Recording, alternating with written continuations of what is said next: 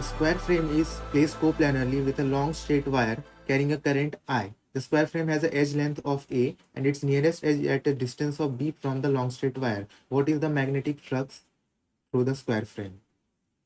So let's divide this area into infinite number of strips of thickness dx. Consider one of these strips. The area of this strip will be dA equals to A into dx. Let the strip be at a distance of x from the long straight wire. The magnetic field produced due to current flowing in the long straight wire at a distance x is given as B equals to mu naught I upon 2 pi x. And the magnetic field will be directed into the plane of the square frame.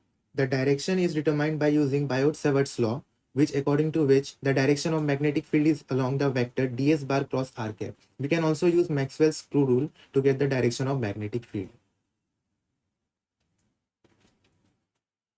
Now we can say that the magnetic field is constant throughout the area of the strip since x is approximately equals to x plus dx. So the flux through it in the given area will be d phi equals to b into dA. By method of integration, we find the net flux through the entire square frame, which is integral of d phi equals to integral of b into dA. So phi net will be equal to integral of b into dA, and the lower limit will be b and upper limit will be a plus b. Now we further solve this and we get phi net equals to integral from b to a plus b of mu naught I upon 2 pi x into a dx, which is equals to mu naught I a upon 2 pi dx upon x, which is equals to mu naught I a upon 2 pi natural log of x.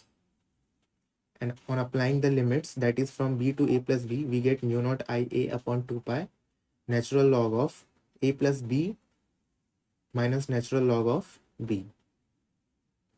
On further solving, we get phi net equals to mu naught I a upon 2 pi natural log of a plus b divided by b.